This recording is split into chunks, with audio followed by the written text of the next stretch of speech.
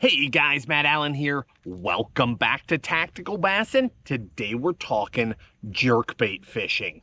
We're taking a deep dive into the world of jerkbaits. Whether you're a beginner or you're somebody who's looking for ways to modify the baits, baits with different dive angles, we've got you covered.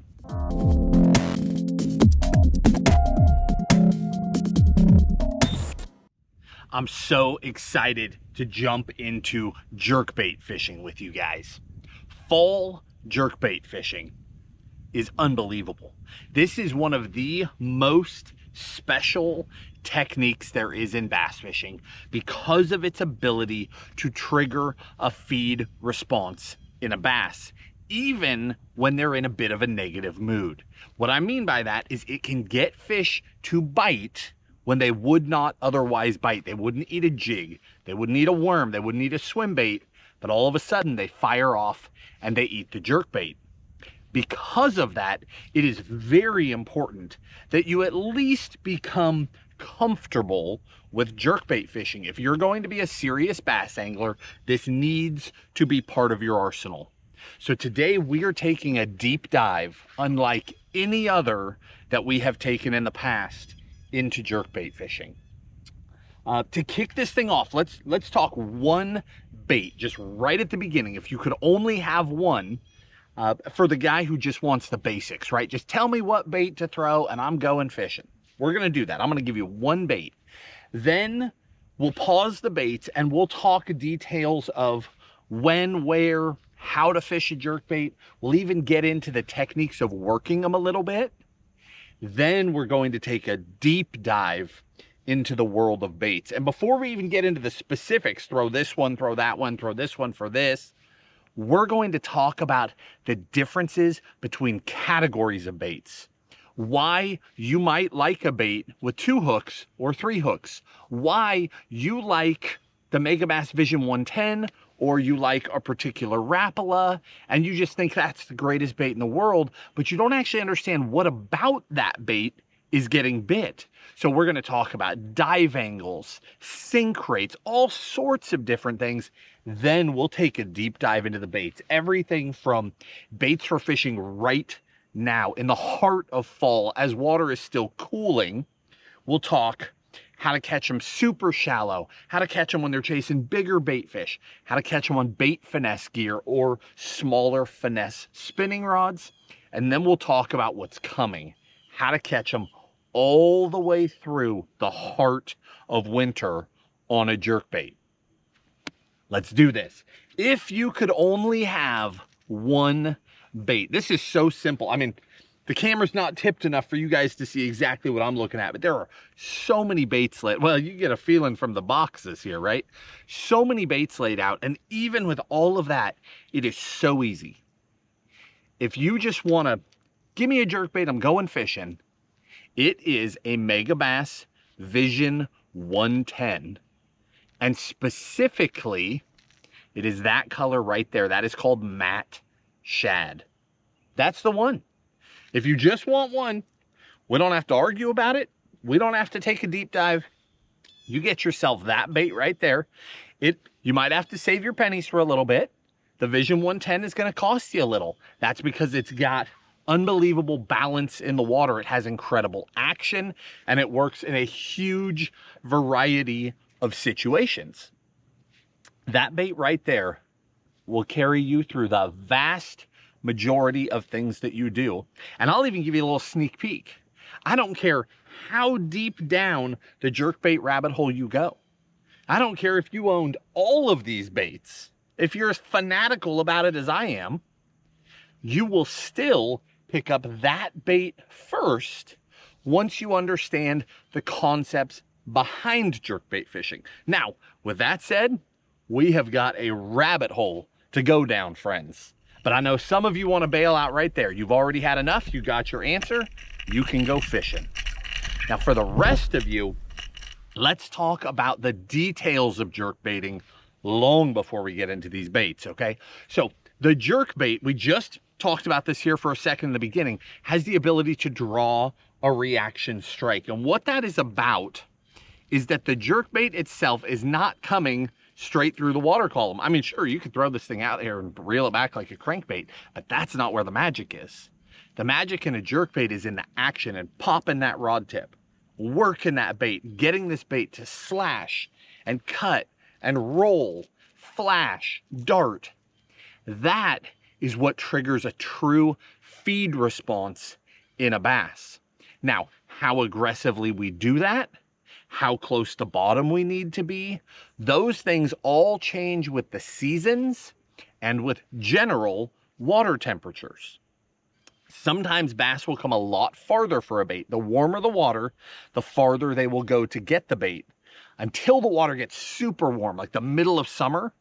Then that almost becomes like the middle of winter when the water's freezing cold. Because at the two ends of the spectrum, super cold water and super hot water, bass are struggling for life, right? Things are not easy for them. So they're not willing to come as far for the bait. That is why historically the jerkbait has shined so much. It's been so good in spring and fall. Water temperatures are perfect. Bass are aggressive. They're chasing bait fish and they will hunt down a bait. And a jerkbait with those sharp movements will draw that feed response and those fish will lash out.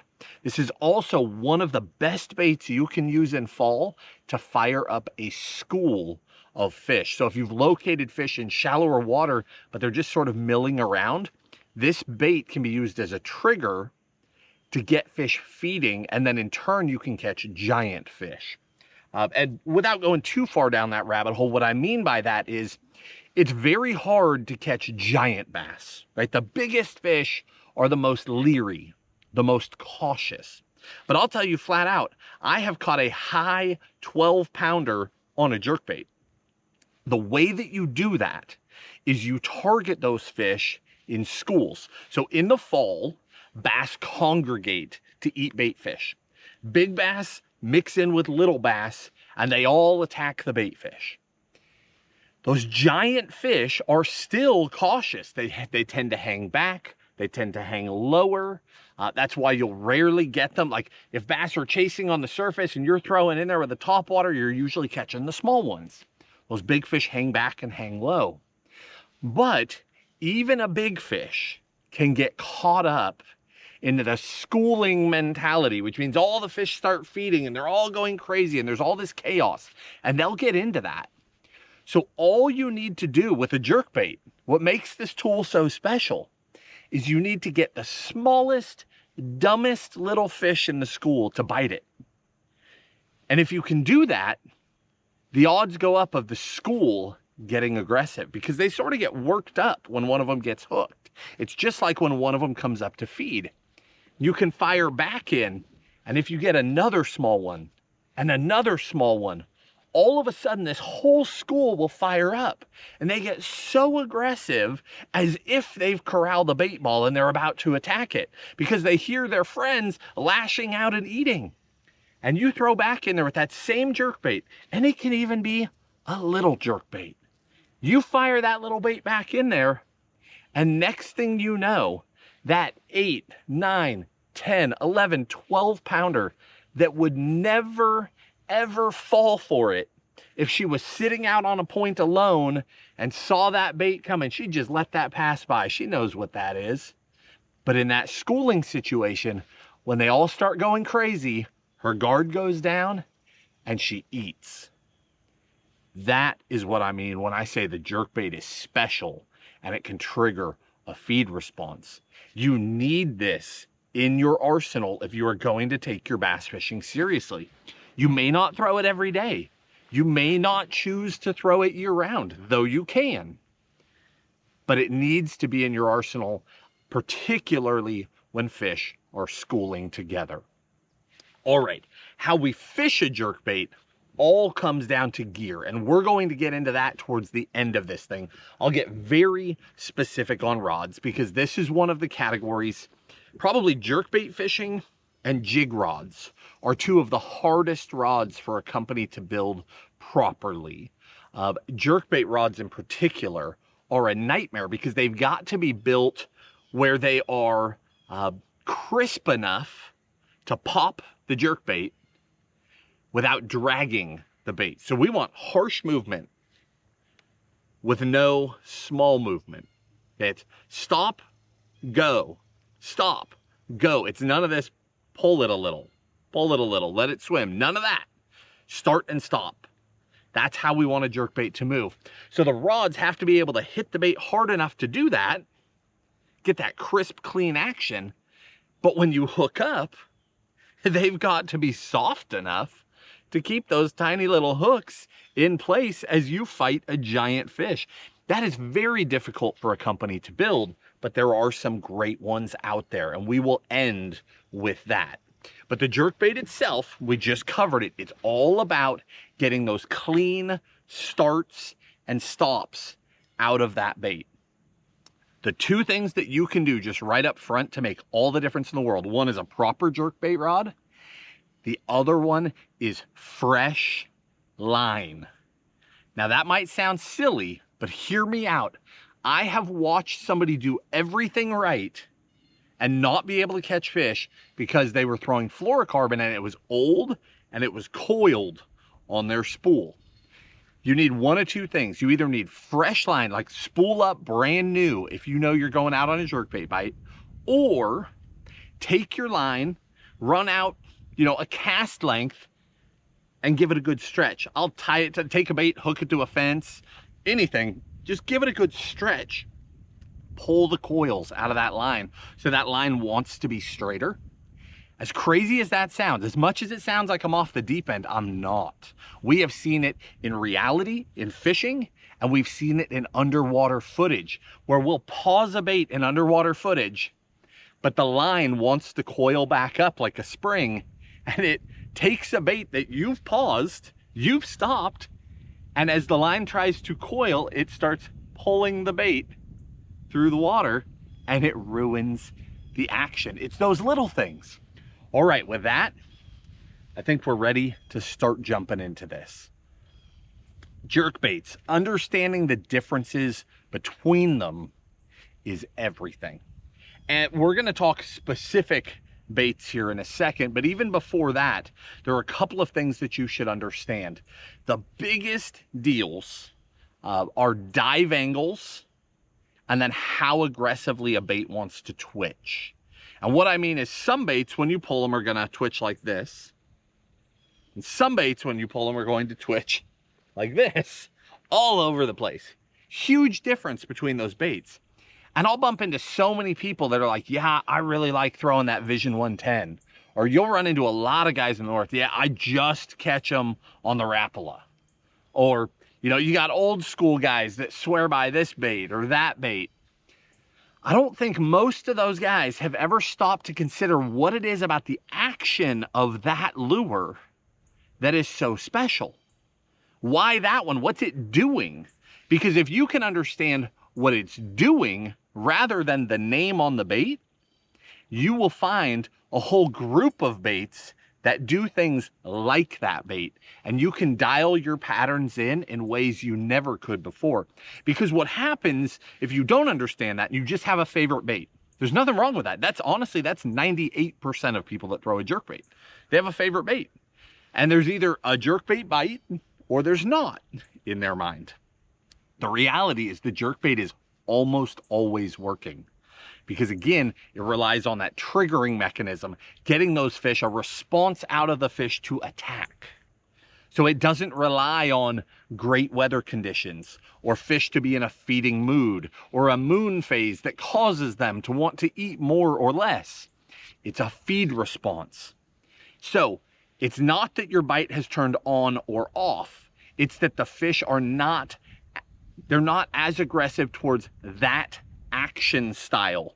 And since that bait, that action style is what you think jerkbait fishing is, your bite turns on and off. Does that make sense? I mean, we are going way down the rabbit hole here before we even get into baits. But the biggest thing outside of that is dive angle. So some baits will sit in the water almost completely level. Other baits will sit in the water almost completely vertical. And a guy will be catching them on one or the other. Like the Megabass Vision line is the king of that. The 110 sits almost level, about there. The 110 plus 1 likes to sit about there. And the 110 plus 2 likes to sit about there. They all, body style, are identical. The only visual difference to you is the length and size of the lip. But the visual difference to the fish is something sitting in the water column like this, this, or this. That's a huge difference, especially when every time the Vision 110 darts, it takes off almost flat away from them. Whereas a plus 2, when it darts, it takes off down and away from them. They have to run down after it. See, huge difference in the behavior of the lure based on dive angle and how it sits in the water. All right, with that, these are just things I want floating in your mind as you pay attention to baits, because as I walk you through them, I'll make mention of some of those things. Hey, this bait tends to sit like this. This bait sits very flat. I'll just mention those things, and as I'm rolling those by you, if you don't understand the concepts, it'll mean nothing to you. And there's twice as much information in this video for the guy who understands the concepts. So let's begin with fishing right now. Okay, heart of fall, what is important in a jerkbait? What will get you the most reactions out of the fish? And in my mind, it has nothing to do with depth, okay? Because depth will vary depending on your lake. If you're on a highland reservoir with clearer water, in general, if you have clearer water, bass will tend to hold a little lower in the water column. So you'll need a deeper diving bait to get to them. If your lake tends to be shallower, has a lot of shallow cover, or is murkier, the fish will tend to be higher in the water column. There are exceptions to every rule. I understand that, but these are general tendencies. Those bass will tend to be higher. We'll be throwing shallower baits as we begin to target them. And then we'll just adapt from there. So I'm not so worried about which ones are shallow, which ones are deep. Okay, based on your lake, you can decide which direction to go. I'm going to provide you the baits for those categories. But the biggest thing, regardless, that we want right now, we are at the peak of fall jerkbaiting. It is firing on all cylinders right now, all over the country. You can go out today, you can go out tomorrow, you can go out this weekend, and this stuff will work right now. The biggest thing we're looking for out of a jerkbait in the heart of fall is a ton of sound and a ton of flash. And you can substitute one for the other. Like, I would rather have a silent, flashy jerkbait than a super loud jerkbait that's dull. Okay, I want flash. That's the heart of this thing, because fish are aggressive, they're chasing, they're willing to eat, and I need to get their attention. This is the time of year where they might be chasing 5,000 shad in the back of a cove. There's 20 bass corralling them in there. How do I get those fish to not look at the live shad right in front of them? Flash. I need to capture their attention and get them to turn. After I've got their attention, it's all about the action to lure those fish in and get them to eat that thing. So flash is king this time of year. With that, I've got a handful of baits. We're going to start with the shallower baits, then we'll talk the deeper divers, okay? From Jackal, this is the Re-Range 110. The Re-Range is so special because of the amount of light that this thing can throw. The Re-Range, if you notice, it's fat in the back and thin in the belly. It's wider on top. That means when you twitch it, when you pop that rod, this bait is going to not just turn, it's going to roll as it makes its turns. You see that? Every time it does that, it flashes.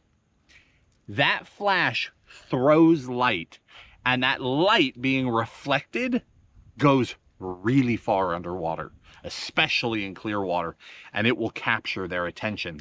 That is a very special bait because of the amount of light that it throws around. Its drawing power, its ability to pull fish is unbelievable. It's almost unmatched. Next one is from Shimano.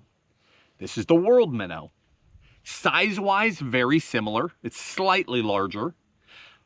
Same thing here. It's all about flash. Now, this is actually one of my favorite jerkbaits of all time.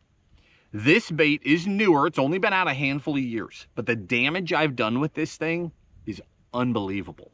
And it's got some added benefits. It comes with incredible hooks right out of the package. So when I pop one of these out of the pack and I go to fish, I make no modifications. Okay, I fish it straight out of the package. And that is very rare with a jerkbait. Most jerkbaits, I modify them a little bit.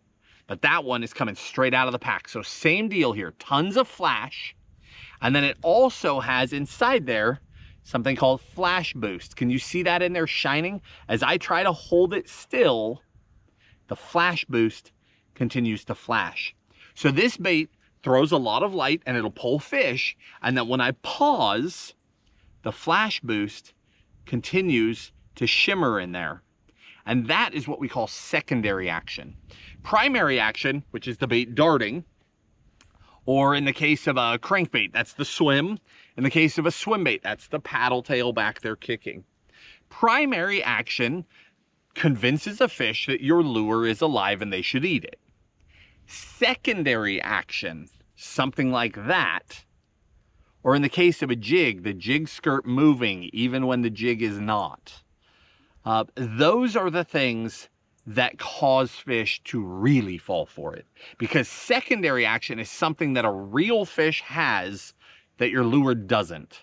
So in the case of a swim bait, the paddle tail imitates a fish coming through the water, but secondary action imitates the shimmer of scales, the moving of gill plates, the moving of fins, those things that a real fish has that your plastic lure does not. So secondary action is king when it is present.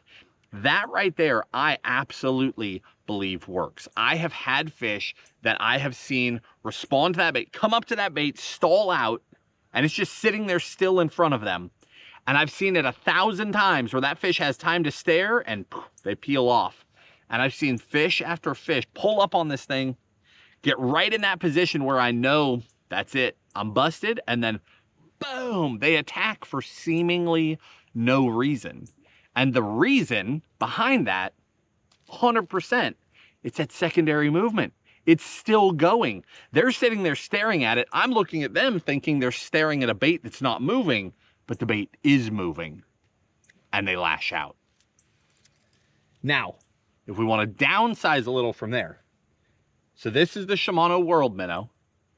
Smaller than that, we have the Shimano Zoomverno 95 SP. See the size difference? Much smaller. But it also has flash boost in there. One other thing about this bait is that it looks like it's just like a big brother, little brother, right? But the reality is the Zoomverno actually has more dart. So the World Minnow has a very consistent underwater walk to it as you're working that bait. The Zoomverno is way over here, way over there, up, down. It's all over the place. It is a much wilder action. So it's not just a size thing, because size is critical.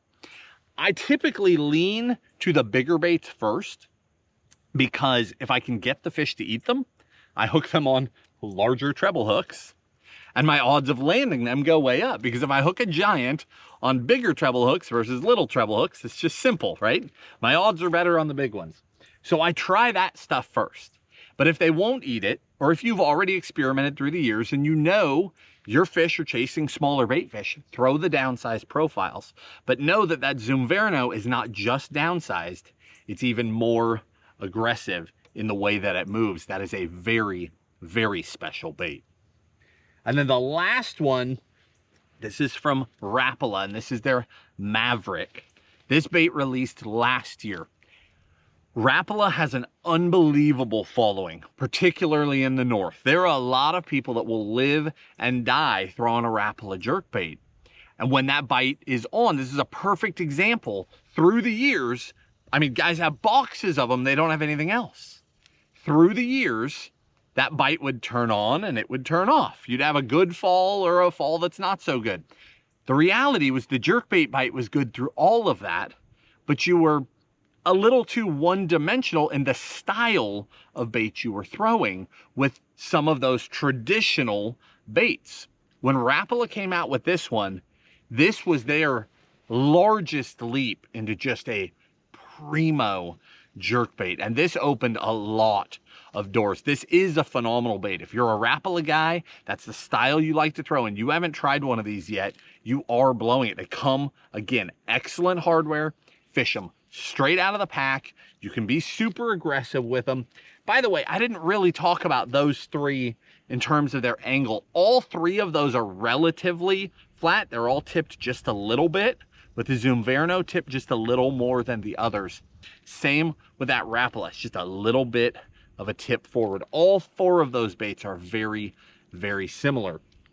Now, one other thing you may have noticed, if you were paying attention, is that all four of those baits had 3 treble hooks on them, not 2.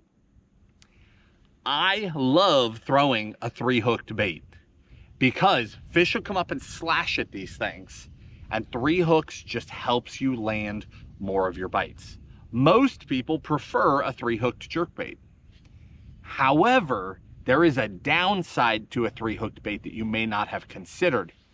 3-hooked baits have more drag in the water. You're literally pulling more through the water, right? There's a whole other split ring and hook dragging through the water, and that will mute the action of your bait. So that Zumverno is shockingly aggressive. Ooh, we've got a lot of wind coming here. Hopefully that lays back down for us. But that Zumverno is shockingly aggressive for a 3-hooked bait. It would be right at home as a 2-hooked. What I mean is that when you go to a 2-hooked jerkbait, what you give up in fish landing, because you've given up 3 hook points on that treble, you make up in super aggressive actions. The baits are easier to dart and to move, and you will have some of them that are much more erratic in a 2-hook than in a 3-hook. Okay, so if you've been one of those guys, and I bring this up because I would not throw a 2-hook jerkbait. All my jerkbaits were 3 hooks. I wanted to land my fish, period. And I was looking past everything else. I was one of those guys. That's how I can speak to it with confidence. I had favorite baits. I like throwing that one, and that one. Oh, today they're eating a jerkbait. Oh, now they're not. I didn't look to other baits. I didn't look to a more aggressive bait or a deeper diver. I didn't look to one that had more flash. I didn't do any of that. And I did that for years. There's nothing I'll tell you that you might be doing wrong that I didn't already do wrong. That's how I can speak to it with confidence. I had to solve these problems in my own fishing without anyone to tell me. That's how Tim and I have built through the years so much confidence to speak on these subjects. We've been blessed to catch a lot of giant fish. We've been blessed to fish all over the world in incredible circumstances, catch a lot of world record class fish along the ways. But the reality is that we've done it all wrong. We've botched it, and we've botched it on trips to exotic places that we'll never get to do again, and we've done it right in some of those same environments. But through all of that, we have solved problems in our fishing, and then we're able to come and share that with you. So as I'm shooting holes in your fishing style, try not to let that get you down. Understand you are not far behind us. We shot these same holes in our own style, then figured out how to solve them, spent way too much money on jerkbaits in the process, dialing this thing back in. You can do this, and you don't have to go through all that extra process at all. Just listen to the details. So all of that is to say, we've got 3 more baits that really shine right now. Those first 4, those were shallow baits. These next 3 are deeper baits. And really it's 2 baits, but one of them has 2 sizes.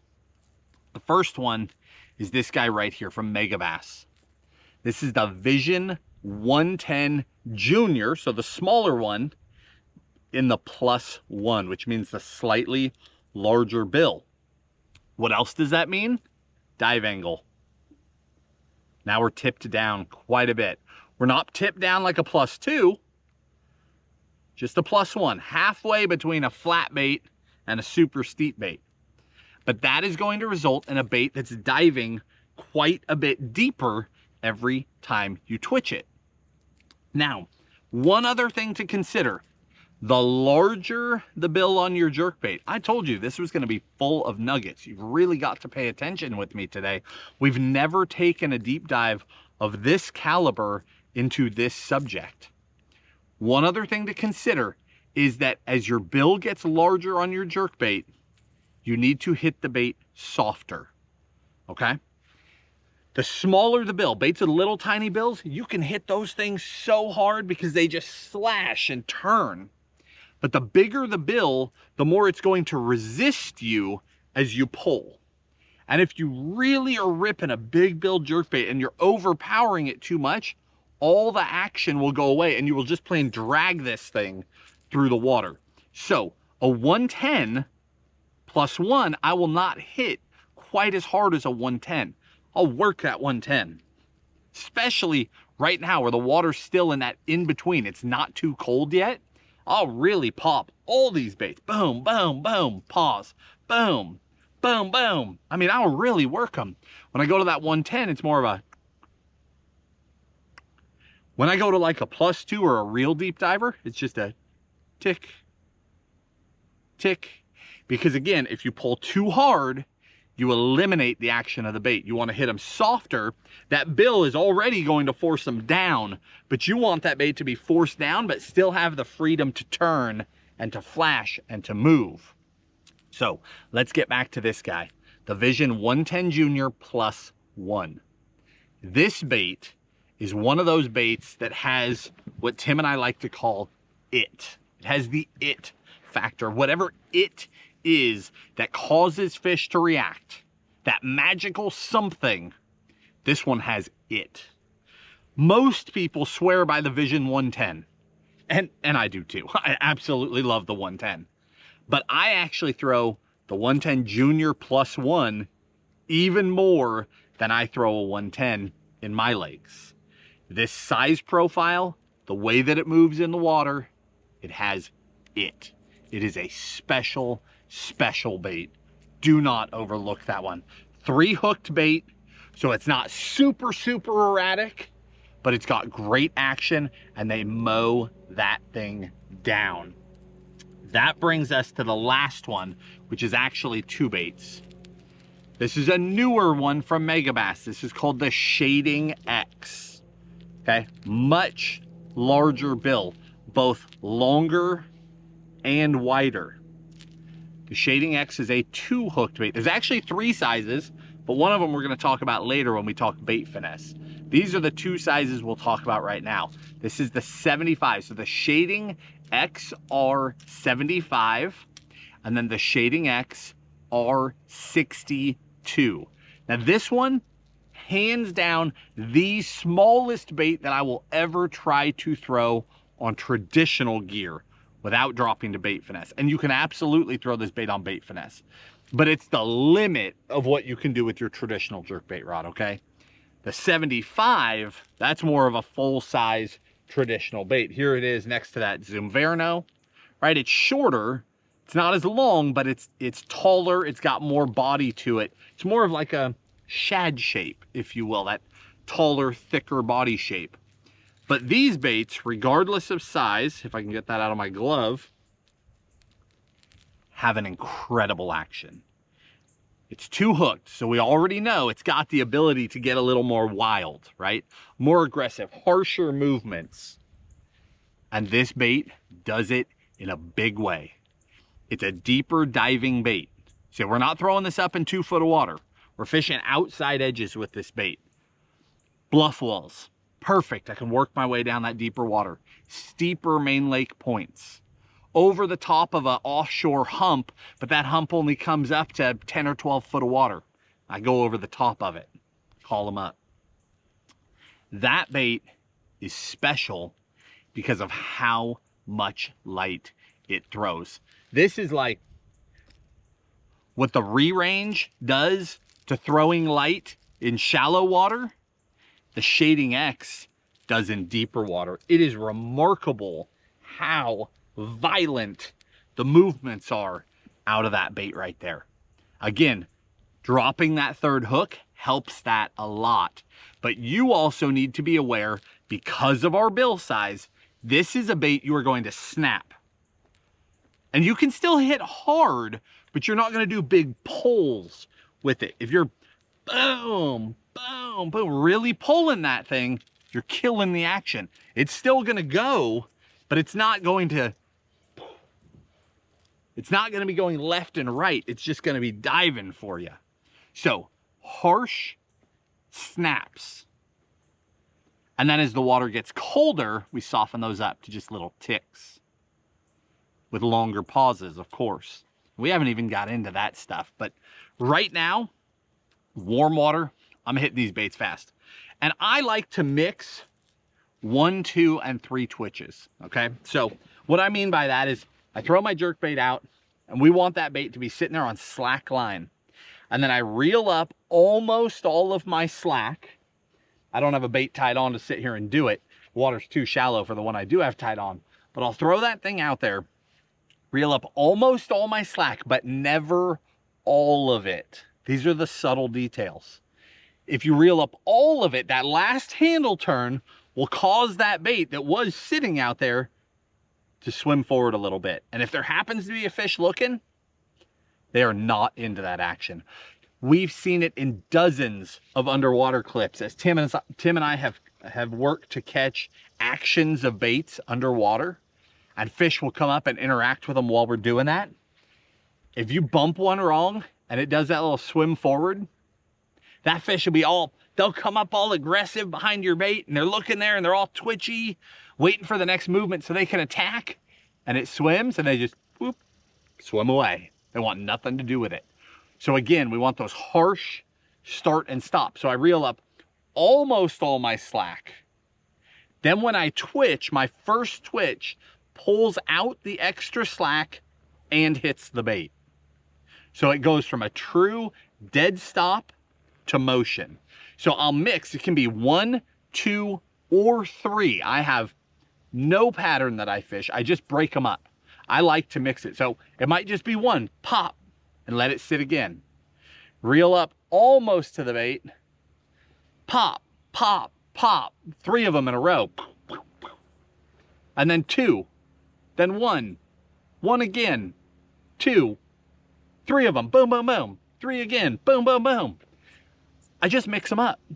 But the warmer the water, the faster I make those hits, and with shorter pauses in between. So twitch, this is like real world time. Twitch, twitch, twitch, twitch, twitch, twitch, twitch, twitch, twitch, twitch, twitch. Very aggressive. As we go through fall, that'll turn into twitch, twitch, twitch, twitch, twitch, twitch, twitch, twitch. Longer pauses in between, and sometimes longer pauses between the mixed rips as well.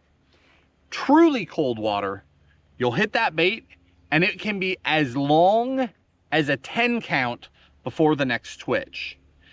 Typically 3 to 5. I never go past it. There are people that will twitch a jerkbait and just let that thing sit out there and soak, and it can work. You can catch giants, because the colder the water, the more lethargic the fish. They need more time to rise to the bait. You know, if it's 4 feet over their head and it's flying by in cold water, they don't come out. But if it's 4 feet over their head and it comes in and sits there for a few seconds, pops again, still over their head, sits there a few seconds, pops again, they'll start to rise, pops again, they key in, pops again, they eat it. So those longer pauses will give those fish the time to get to the bait. Warmer water, they're on it. That thing gets near them, they come out and tag it. I personally don't go past a 10 count ever, regardless of how cold the water is. I don't care if it's low to mid 30s. I don't go past a 10 count because I'm too crazy for that. That's not my fishing style. It drives me nuts to sit there with a paused jerkbait and count to 10. I'm sure not counting to 20.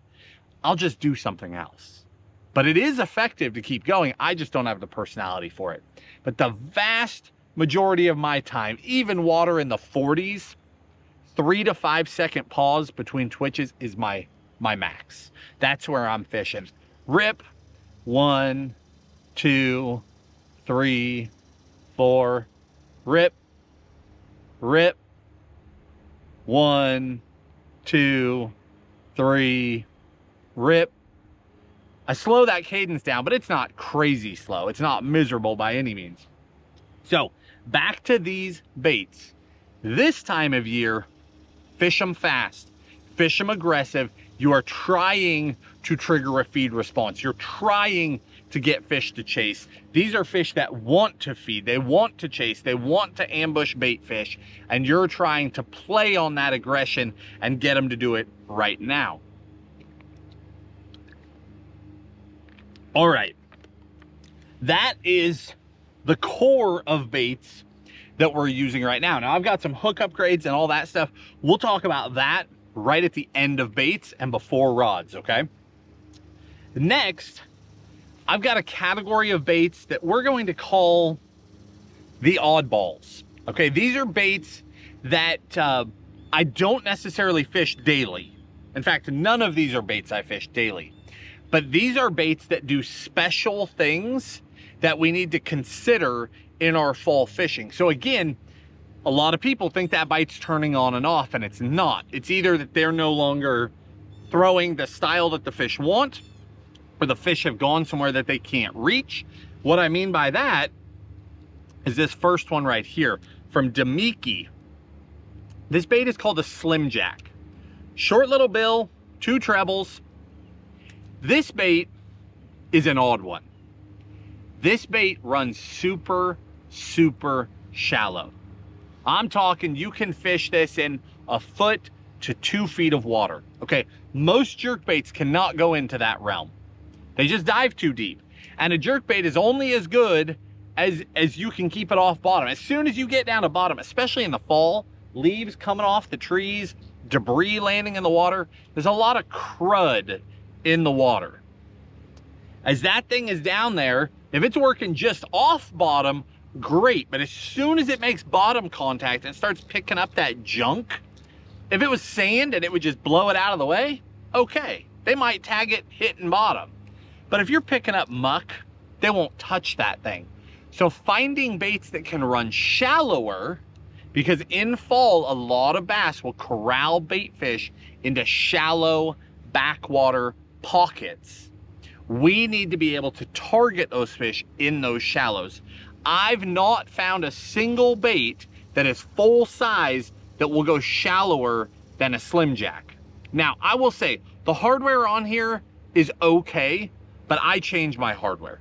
I want sticky, sharp, nasty hooks on these things. So I upgrade these to the Hayabusas that we'll get to later. But that bait will allow you to throw up into places where you cannot throw any other jerkbait. Now you're fishing it up where you would be fishing a fluke, a soft jerkbait, or where you'd have to square bill, or if it's a clean bottom where you're bottom hopping a lipless or a blade bait. Now you can throw this all the way back in the back of that shallow cove and be super aggressive, get all that flash, all that movement that you can't get out of a soft jerkbait. Soft jerkbaits have amazing movement, but they don't have flash. This gives you all that jerkbait flash in a package that's not hitting the bottom. It's amazing. So for a short time in the fall, this becomes a very important bait to me. Again, I'm not in love with its balance. I'm fishing this thing fast. I don't care how it sits in the water. I don't care if it's sinking or rising because I'm working it so fast. Boom, boom, boom, pause, boom, pause, boom, boom, pause, boom, boom, boom. I'm trying to get fish to eat now that are in dirt shallow water and they're up there to feed. And that bait will catch them because it's in a situation that no other bait can get into. Slightly deeper than that, here's a trick for you. The Megabass Vision 110 is an incredible bait. And we've already talked about it in this video, but it's amazing we're this far into this video and haven't talked about it a bunch, right? Don't worry, it's coming, we will. But that bait is very special. However, it has its limitations. Man, there is some heavy equipment running behind the camera right now. Hopefully it's not too overwhelming for you guys. Hopefully you can still hear me just fine. We're just gonna keep trucking like it's not there. Now, this is a unique bait. The limitation of the 110 is that it can only go so shallow, right? If you try to go too shallow, it's just digging bottom. And I will say, in warm water, not an issue. But when water gets super, super, super cold, like cold winter fishing, if I'm constantly hitting bottom with a 110, I'll snap the bills off them too. So I don't like to hit bottom with those things in cold water. But insert this bait.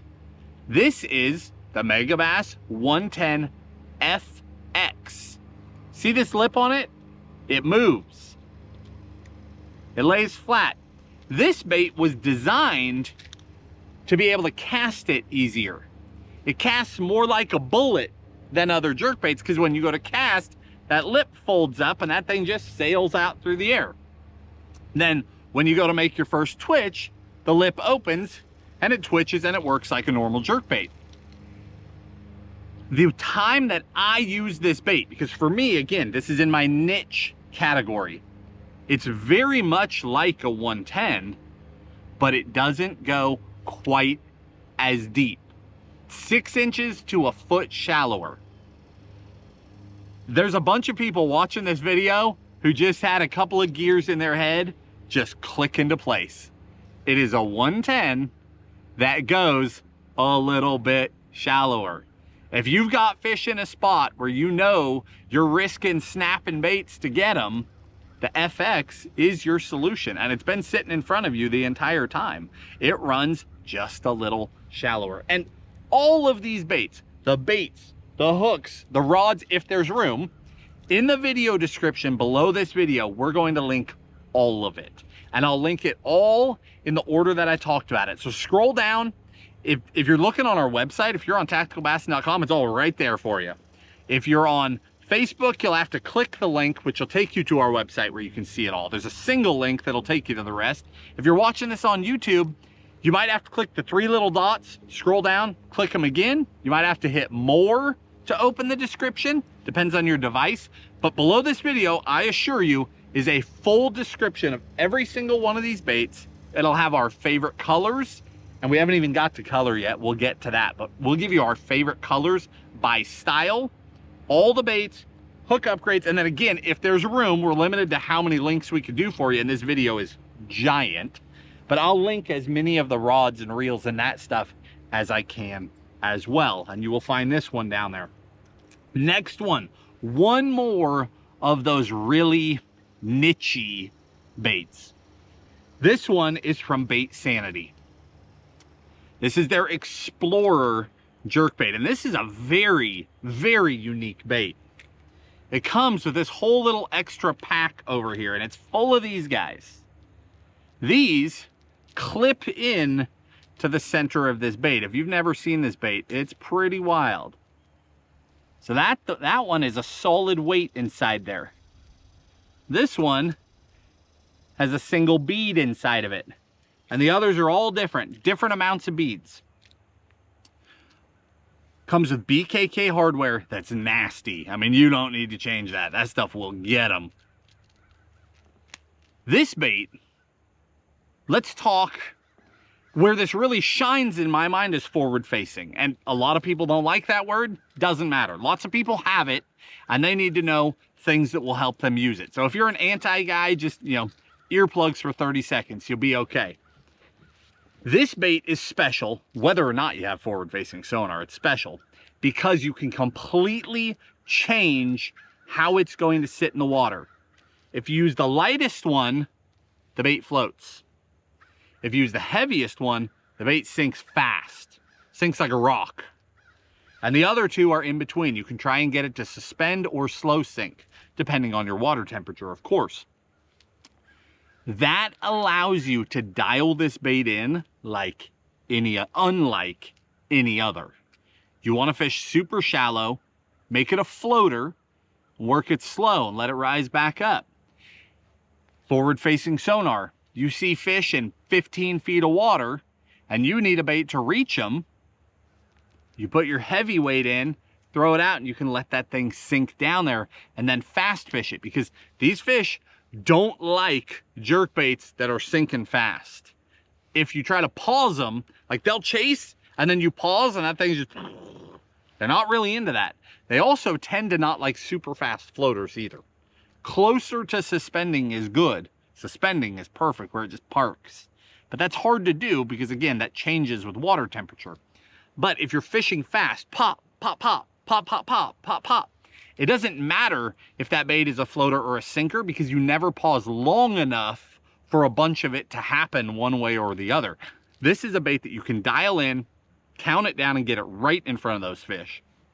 Or you can change it and fish it like a normal jerkbait. Again, it's in that niche category. It's different. It's very unique. And the concept does work. It's pretty cool. All right, from there, we've got 3 more categories, okay? These are sort of, we've got some outliers. We're gonna talk some big baits, and we're gonna talk really small baits. Then we're going to talk where we're headed. Going into the cold water time of year, headed to winter, what do you need to know? How do you adjust your jerkbaits? We've already talked some of that, but we'll get into those fine details here in a minute as well. For bigger profiles, I only grabbed 2. I have an entire box of oversized jerkbaits, big boys, lots of them from a lot of different brands. But the vast majority of that box anymore is filled with these 2 baits right here. We've got, they're both Megabasses. This one is the 110 Max LBO. And then this is the Canada. The Max LBO is like, it lands right in that 110 family in terms of like body styling, but it has a very, very different weight transfer system in it. So it casts extremely well. It'll cast like a bullet, and it's just essentially an upsized 110. So in the fall, in my fisheries, a lot of the bass are eating really small bait fish. And you'll see me in my, the videos you watch of me out fishing on my home lakes, I throw a lot of smaller downsized baits, throw a lot of bait finesse stuff, throw a lot of the plus 110 junior, like I said earlier. But there are fisheries that I'll go to, or there's also just times where like all of a sudden I see bass come up chasing bait fish, and they're not chasing juvenile threadfin. They're chasing full-size big gizzard shad. Or we'll be down in Florida and all of a sudden you're seeing golden shiners everywhere up around the grass edges. It's time to upsize. That Max LBO is a really cool bait. The other one is the Canada. The LBO has a bit of a tip to it, but not bad. In fact, I'm exaggerating. It's about there. Great action, great overall bait. The Canada fishes relatively flat, and it's more of a rolling action. So you'll see it's a very tall bait, but what you can't see there is that it's also a very thin bait. So it's flat-sided. Tons of roll out of a flat-sided bait like that. So this bait, I use smaller pops on it, even though it's got a small lip. I like smaller pops, and it's just more of a rolling, it's kind of a funky action, to be honest, but I don't argue with fish, and fish blast this thing. Now, with stock hardware, it's a pretty good floater. So sometimes I'll switch out and I'll go to like a Owner ST56, which is a 3X treble, because these are big hooks, right? But I'll go to those bigger, thicker, heavier wire hooks, and then I can get this bait to be pretty neutral in the water. But the action of the bait doesn't particularly speak to me. Like when I watch it, I'm like, it looks okay. But the amount of fish I've caught on it is a whole different ballgame. They blast it. And I know enough to know that my initial judgment calls are not always right. That's why I play with baits and fish them to really see. I don't just hold them up and make a judgment call in the store. The Canada is a fish catcher if they're eating big bait fish. The big ones, right? If your fish are hunting gizzards, if they're hunting shiners, they're eating big herring, the big stuff, the Canada can convert those fish. The other thing is you don't throw those on a traditional jerkbait rod. I don't have like a dedicated rod for them. There's usually when I pull them out in a situation, I didn't come prepared. I brought my box in case, but it wasn't like I was all dialed in with 3 of these giant baits tied on. It's more of a reaction to what I'm seeing happen out in front of me on the boat. I generally throw them on like a 7 foot to 7.4 medium heavy. And I just call it a day. The action is not as crisp and perfect as it is on a standard jerkbait rod, but it's one of those things where I'm reacting to a situation and it's good enough and it'll catch them. That's how I fish those baits. Just telling you the truth about my fishing style. I have not dedicated months and months and months to only throwing the giant baits like I have to the rest of this stuff, where I'm so exact on rod, reel, line, and everything. It's just reactive. Grab what I've got and make do. Now, that brings us to the tiny stuff, which is an ever-growing category for me. You guys know bait finesse has exploded in recent years. Tim and I are fanatical about it. Whether you like bait finesse or you prefer a spinning rod is irrelevant, because you can throw this stuff on both, okay? I'm gonna talk bait finesse because that's how I fish them, but you can do either. But these downsized profiles do an amazing job, especially in fall. As bass are driving bait fish into the shallows in the fall, a lot of those bait fish are the juveniles. You know, they were hatched this spring, late spring going into summer, and they've grown through the summer and they're just not full sized yet. They're 2 inches, they're 3 inches long. And the little baits do a way better job of imitating them. And you'll see the fish chasing that little bait. And in the old days, there really weren't baits to throw at them. You'd throw whatever you had and the bass would just ignore you. It was actually a pretty frustrating time of year because you could see fish busting and there's nothing you could do about it, and you knew it. Now there's things you can do about it. So I've got 5 baits in this category. I've got 3 shallow baits, 2 deep divers. Let's jump into the shallow baits first. The first one is a very unique bait. It's extremely slender, extremely thin. This is from Daiwa. This is called the TD Minnow, and this is the 75 size, little 75 SP, okay? It's got, if you can see it in there, it's got a sliding weight system. So despite being an extremely small bait, it's extremely slender. It's like a little pencil. It actually casts very, very well. On a bait finesse rod, I can send this thing. The other thing you'll notice is that the lip on it is tiny. Now that is misleading. This bait tends to sit extremely flat in the water once the weight is forward. When you cast and it lands, it's gonna sit in the water like this. But after you give it the first pull, that weight will slide forward. Now she sits pretty level in the water, okay? But don't let the lip mislead you. See the shape of the arc of the back of this bait? This is all lip service. As far as our surface, not service, surface. When you go to twitch, the water on that lip is also coming up that arched back of that bait. So this is all part of the surface that's going to help the bait dive. It's very misleading. But again, this bait likes to run very flat and it's insanely aggressive. It's like the Zumverno on steroids. It's like, and it'll break out of cadence too. So it gets this amazing walk the dog. And I mean, we're talking way left, way right. But then out of nowhere, for seemingly no reason, and I'm sure the reason is the weight slides, it'll just cut up or cut down and then keep going. I love baits that do those weird things, right? I already love this action. I love that super aggressive action in the fall.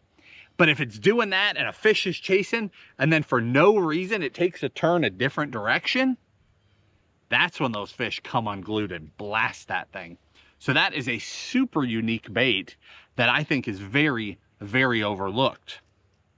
Now this next one, this is one of my overall favorite small jerkbaits. I've probably done, I don't know that this was true last year, but I did so much damage on it this year.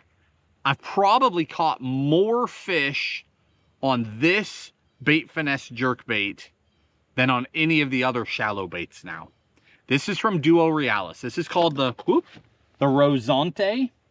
It's the Rosante 63 SP. Again, super darty, super twitchy, and super consistent. Now, I like baits that get erratic and do crazy things, but I also like baits that are super consistent because then I know what they're doing even when I can't see them. And what I mean is, I'm working down an edge and there's a laid down tree. I will not throw a TD minnow right up against that tree because I don't know when it's going to take a hard right and go into the tree and get snagged up. I'll throw it in open water. I'll take that Rosante and I'll fish it super tight to a laid down tree, super tight on dock pilings or on a bluff wall, because I know that I'm getting this really good action that's really consistent. I know exactly what that bait is doing and I can trust it, and it is a fish catcher. Stock hardware is excellent. Fish it straight out of the pack. Could not be happier with that bait.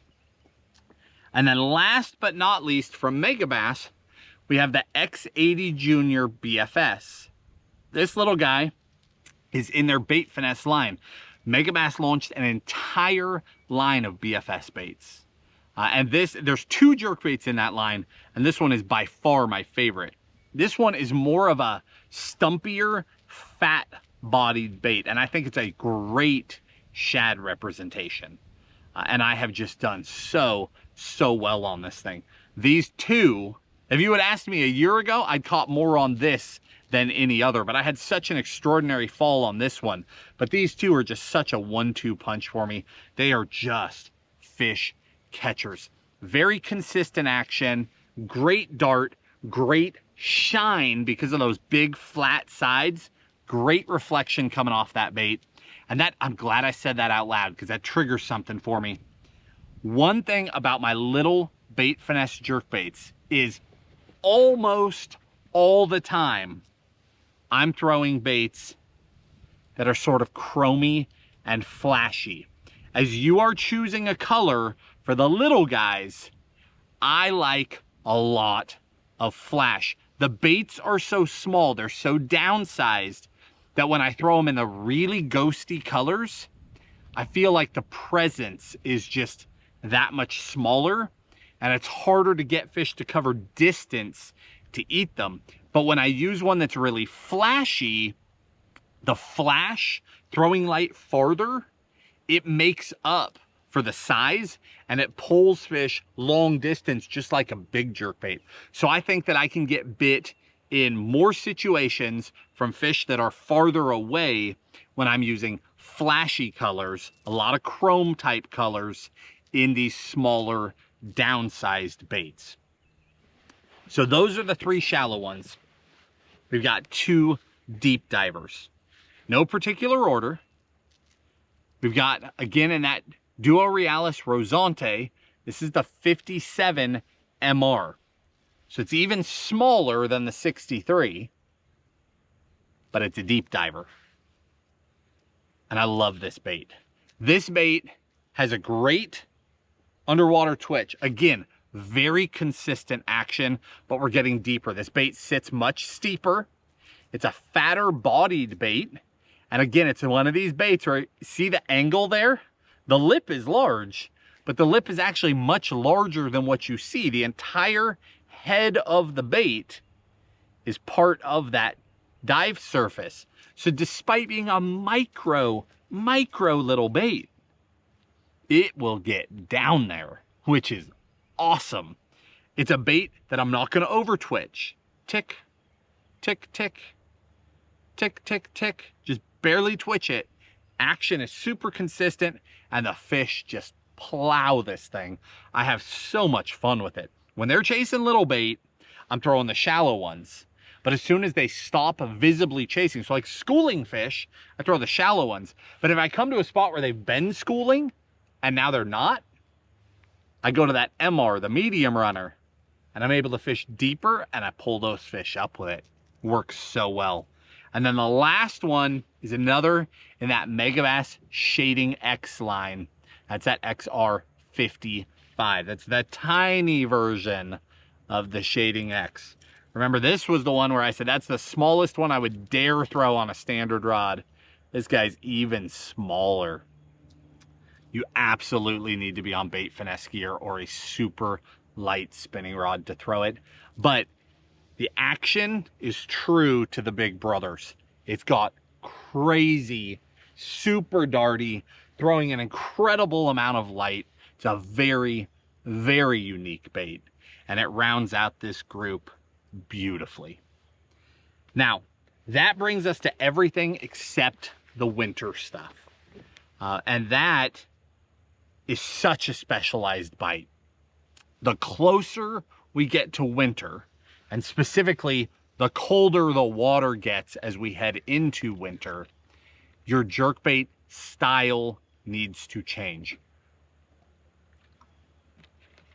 I go almost 100% to Megabass, specifically the Vision line. I stop worrying about baits that are super erratic. So like the Shading X, that's going to fall away now. That's not going to be in the core of my lineup. It's too erratic, too aggressive for super cold water for me, okay? Super aggressive baits like a re-range, throwing all that light, that's going to fall out of my lineup for the dead of winter. There are essentially 6 baits. There's 5 laying here. Thankfully, I've got the other one tied on. I do have it with me. It's all about the Vision line at this point. So let me pick up a Vision 110. As we go into truly cold water, the way that we work the baits goes slower. We don't hit them as hard, and we pause longer. We've already talked through that. You guys know that now. Because the baits spend more time sitting, so that 3 to 5 second count or even a 10 count, the more time the bait sits in the water column, if there's anything wrong with the bait, it comes out. So baits that are sinking will sink down and hang on the bottom. Baits that are floating will float up and float completely away from the fish. Because remember, the reason we're pausing is to try and hover a bait over a fish's head and give them the time they need to come up, because they're more lethargic in the cold water. They won't immediately react. They need more time. And then once they're in close proximity, oh heck yeah, I don't care how cold it is, they will react. They'll get darty and aggressive and kill that thing, but they won't come as far to do that process, to begin that process. So the Vision 110 becomes the gold standard. Now, a lot of people fail to realize that as water temperatures change, the density of water changes with it. This goes back to when you were in school, in science class. You can take a Vision 110 and you can throw it in one temperature of water and it's going to sink down to bottom and stick. You could throw it in another temperature and it's going to float up. And at the perfect temperature, it's going to suspend. As a result, pay attention in your winter fishing. If you're pausing and suddenly find yourself hitting bottom, the only way you can alleviate that is to mess with your hooks, okay? Because you got to take weight off. If you find that your bait is rising, you can add sticky weights to them, or you can go to heavier hooks to get them to sink. It's up to you to worry about getting as close to suspending as possible. I'm not going to try and fix that for you today. And the reason why, again, is that I can't address it at every water temperature, because the coldest water on one lake is 20 degrees warmer than the coldest water on another lake. So I can't do that for you. What I do, especially when we talk hook upgrades, notice none of those are stock hooks. Here's a stock Vision 110. Here's a 110 after I make my changes to it, okay? See the difference? Totally different hardware on there. But when Tim and I mess with hardware, we are not gambling. I have spent countless hours sitting at a desk with a gram scale, weighing hooks and split rings and all the terminal components on all of my jerkbaits. And I pay attention to the stock weight. So I will take all the hardware off of a bait and weigh it, so I know exactly what stock weighs.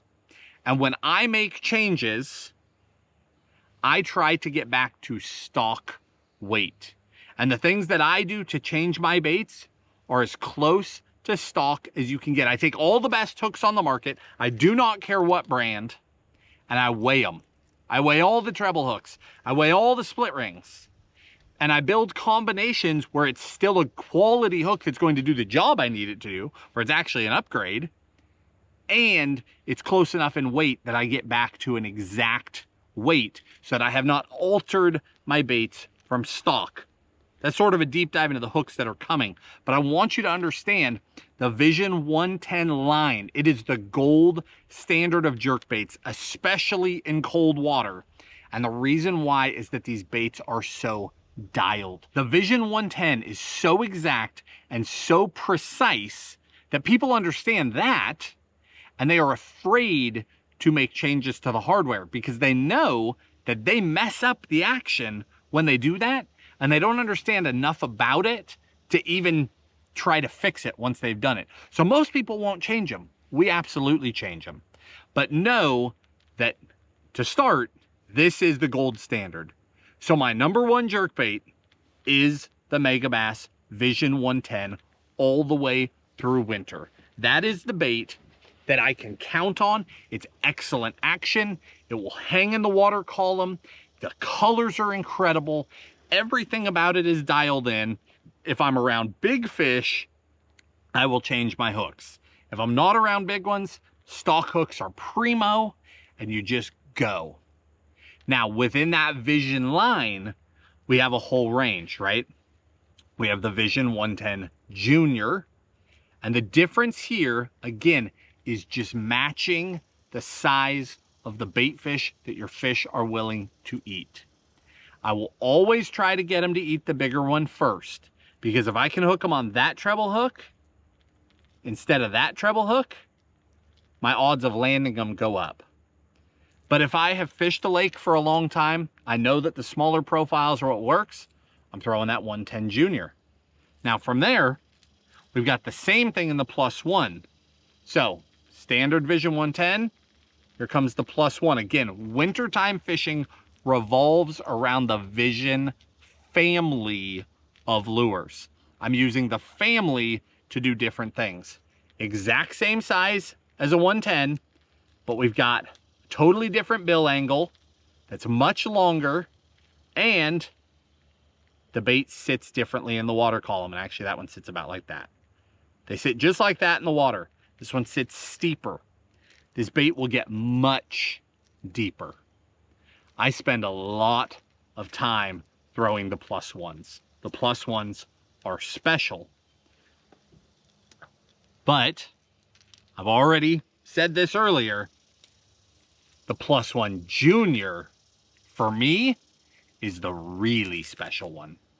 That one just has it. I don't know why.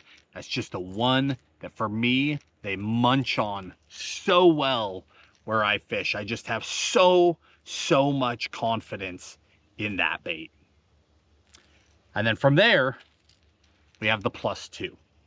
I'll tell you flat out, I throw a +1, which sits there, 99% more than I throw a +2. +2 sits steeper, much more aggressive dive angle, much deeper diving bait. For the particular lakes where I'm fishing, I don't need the +2 as often. But if you are on a really clear lake, if your fish are deeper, you use the tool that does the job, and the +2 will get down there. But for where I fish, it's not as important of a tool for me. So it's a distant 5th in this lineup on my fisheries. Now, one other one, let me grab it over here. Megabass also has the X Nanahan 2-hooked bait. Now, the X Nanahan is a full line of baits, but specifically the X Nanahan +2. For whatever reason, just like the Vision 110 Junior +1 has it, the X Nanahan +2 seems to have it.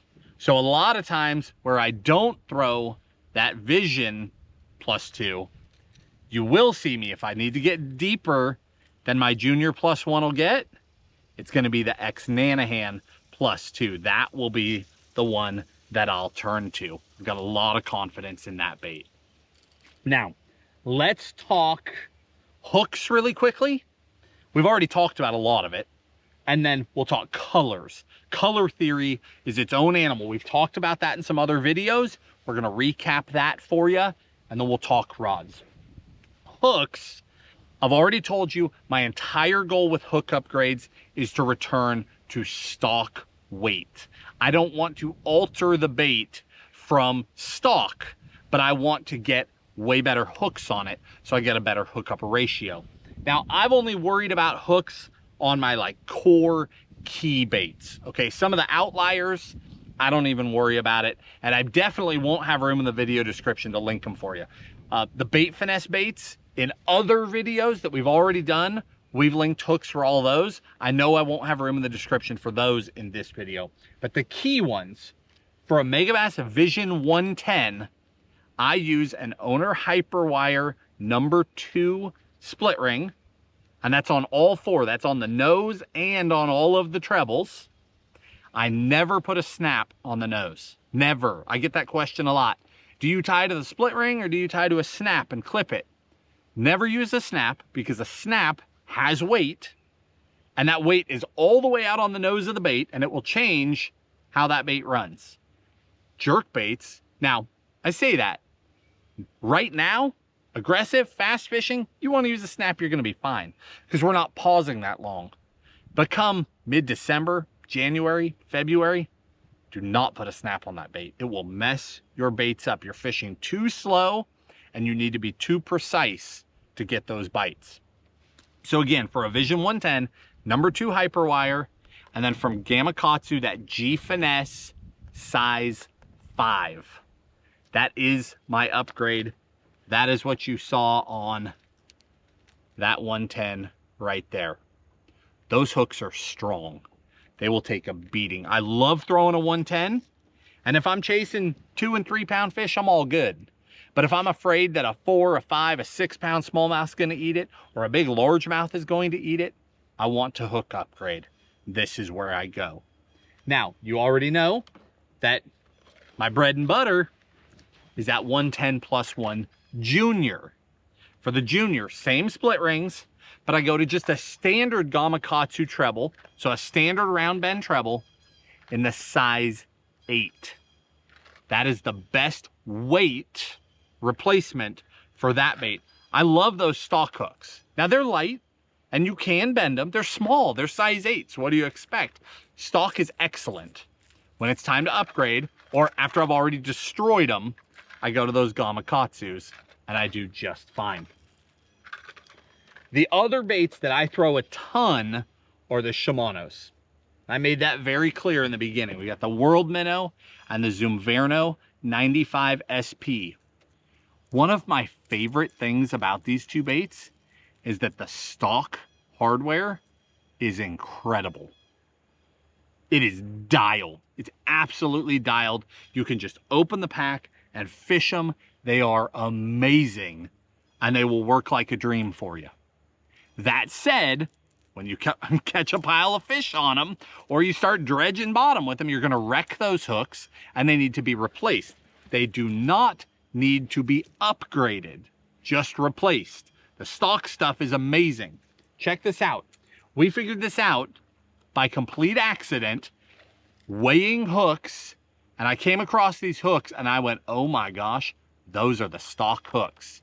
Nobody told me what hook came on this bait right here. We figured it out. Stock split rings are great, but if you're going to upgrade, again, same exact split ring. Hyperwire number 2s. This hook right here. From Hayabusa, we have the TBL 930 with the NRB coating. That's the slick coating, so it makes it like a gray shadow type hook. That is the hook, I'm positive, that comes on that bait. Because we're talking, we've weighed them down to fractions of a gram. That is the hook. So when it's time to replace them, that will change nothing about the bait. It is the perfect upgrade. For the Zoomverno, there is actually a slight upgrade. Those stock hooks, Hayabusa TBL 930, size 8. But they come in black nickel. And if you go to the NRB coating, the hooks are slicker, they penetrate easier, you can stick fish better. So when I replace those, I always go to the NRB version. So again, it's the number 8, size 8 for the Zoomverno. Those are the main baits that I upgrade hooks on. Now, let's talk color theory. This is huge. If you have not heard me talk about this before, you need to just take a couple more minutes and just let your mind open up and just hear this, okay? If you want to catch fish on a jerkbait, your best bet for catching fish, remember all the way back to the beginning of this video, we talked about the Vision 110 in matte shad. The reason why matte shad, if a guy was only going to get one, and for those of you that were here for that little piece of information and you actually stuck around, I'm proud of you, because I think you just took a lot more away from this. But that bait, if a guy could only have one, a Vision 110 in matte shad. Why matte shad? It is a very neutral color, right? A matte finish, no flash, no shine, no nothing. Super neutral. It looks a lot like a lot of different bait fish, and it will just generally work. So if you want to get bites on a jerkbait, a color like that is your best bet to get bit. Like, how about that Rapala? Not the same, but very similar concept. And we could take it as far as like a Tennessee shad even. Now we're getting chromy, but still a very neutral bait, right? Fish will eat those colors most often. So if I need to find a jerkbait bite, if I need to know if they're eating a jerkbait or not when I arrive at a new lake, that's what I'm throwing. That said, none of my best memories with a jerkbait, none of them, have ever come on this type of color. I use this type of color to determine yes or no on throwing a jerkbait. Once I know that they will eat it, all of my best memories across the board have come on days when they're willing to eat aggressive, vibrant, bold colors. Those colors are the ones that create incredible memories. The day where you go out and you catch a few on matte shad and then you try the exotic colors and nothing happens, go back to matte shad, they're still willing to eat it, I catch them on matte shad. And I'm stoked that I did it. But the day where I come out and I throw matte shad and I catch a couple and I pick up a chartreuse and whack, throw back out, whack, throw back out, whack. Now we're talking about one of those days that you will never, ever forget. The dream days. The dream days come on the bold colors. And just like that, you understand why jerkbaits come in so many colors. Now, bold does not have to mean bright. Okay, this is a bold colored jerkbait.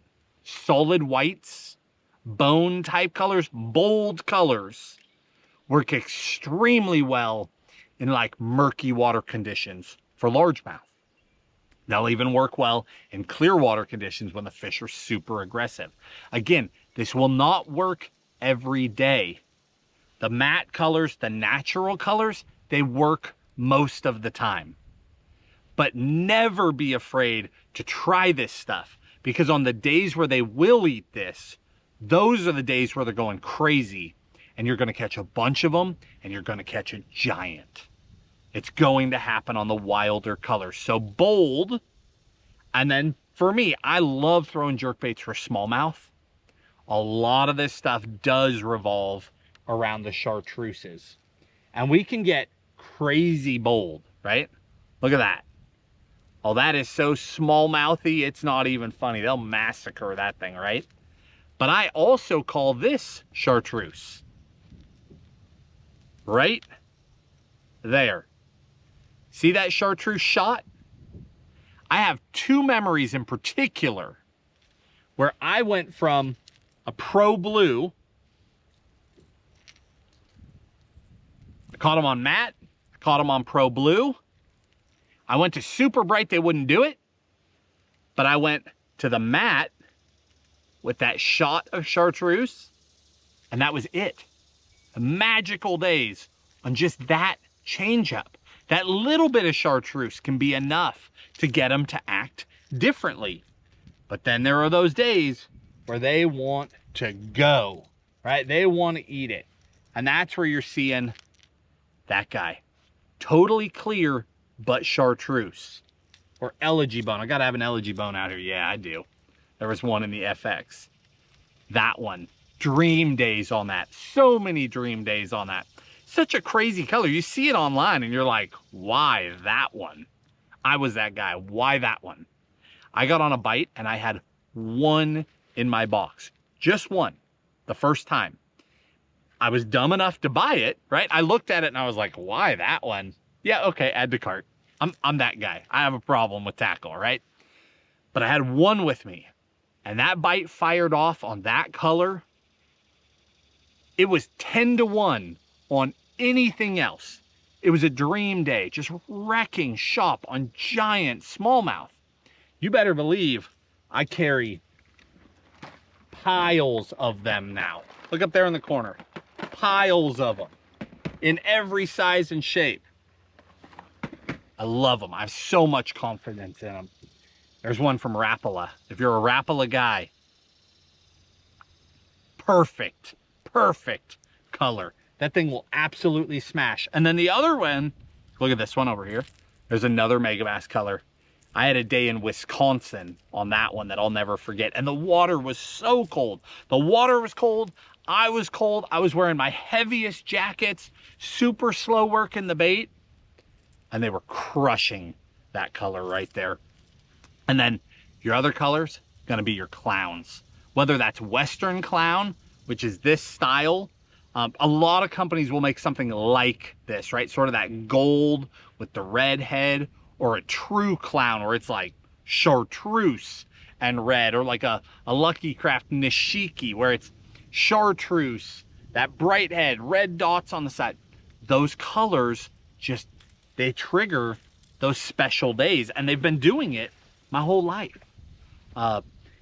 And the funny thing is, I had times as a kid where I experienced those patterns, crushed them on a clown, and then you don't think twice about it. Like, that memory's gone.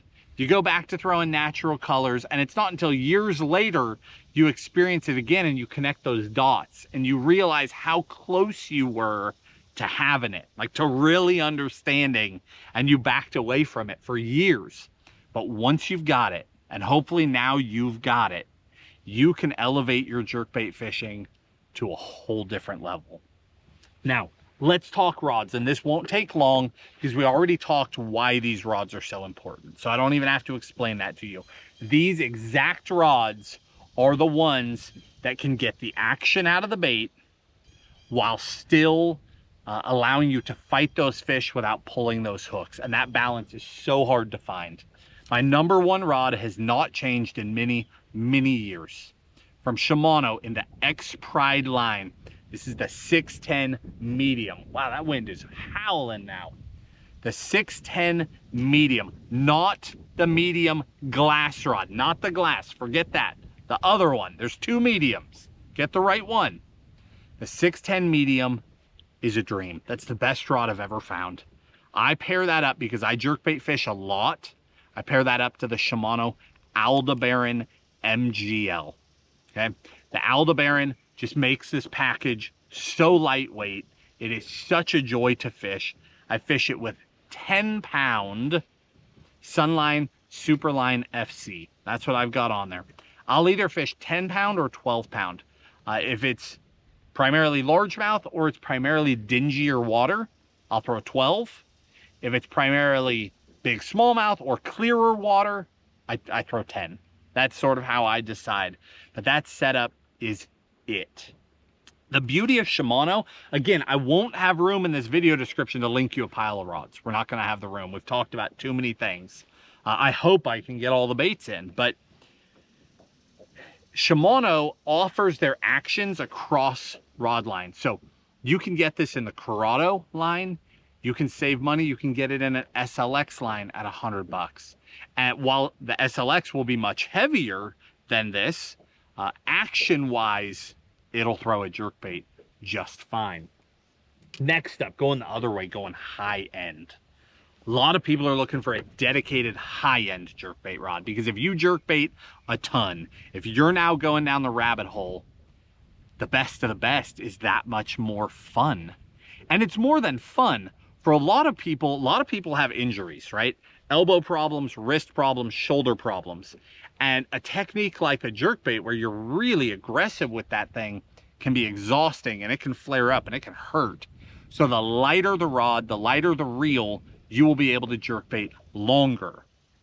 From Megabass, this is in their Destroyer P5 line. This is the 110 stick. It is not the original 110 rod. This is the 110 stick, and I will link the exact rod for you. I love this rod.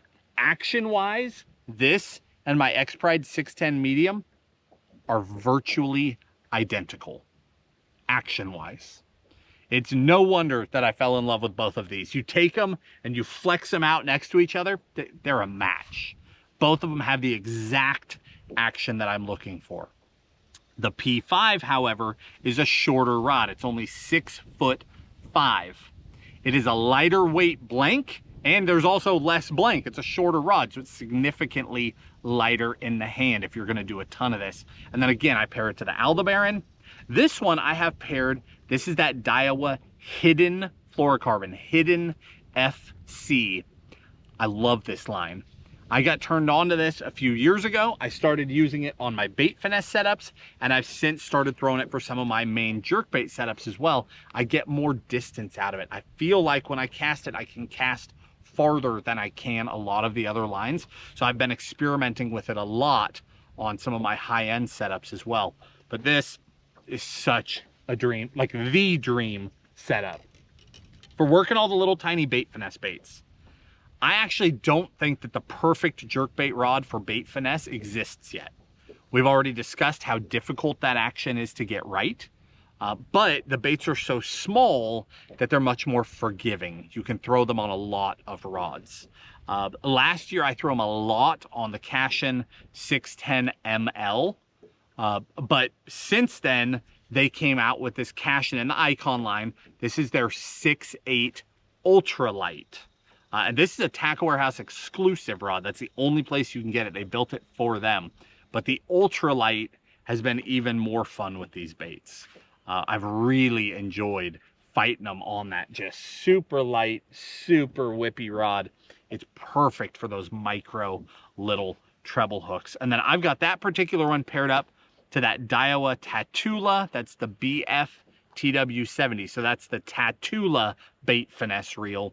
And then again, that same Daiwa Hidden FC in the 7-pound is what I throw. All the little baits I throw on 7-pound fluoro. And then last, but certainly not least, we have this guy here. This is from Megabass. This is in the Orochi double X line. I get tons of questions. Every time we talk jerkbaits, people want to know about a jerkbait spinning rod. And let me tell you, they are even more rare than a proper bait caster. A lot of people do it, but they're doing it with rods that are not right. You can fudge it. You can make a rod work. You will catch fish. But perfect action is very, very hard to find. The best one I found, it is not a bare bones budget rod by any means. It's right in the middle of the road. You're going to pay for proper action. But from Megabass in the Orochi double X line, this is the Ronin. And the Ronin is a phenomenal jerkbait spinning rod. So if you prefer throwing it on spinning, that is the best one that I found for throwing all of the mid-sized baits. Guys, with that, we are going to wrap it up. I promised we would take a deep dive into this world in ways we never had before, and hopefully I came through on that for you. I love this stuff. I'm fanatical about it. I feel that these baits are some of your best options for triggering those aggressive reaction strikes in fish. The ability to use small fish to fire up big fish so that you can catch them is like a next level chess game with the bass. But we've done it so many times. This is a real thing. You are no longer going down the bank, dragging a shaky head. You are playing chess with these fish on a whole nother level if you take this and you put it to work for yourself. Guys, I hope you enjoyed the video. If you did, hit the like button, subscribe to the channel, and we'll talk to you soon.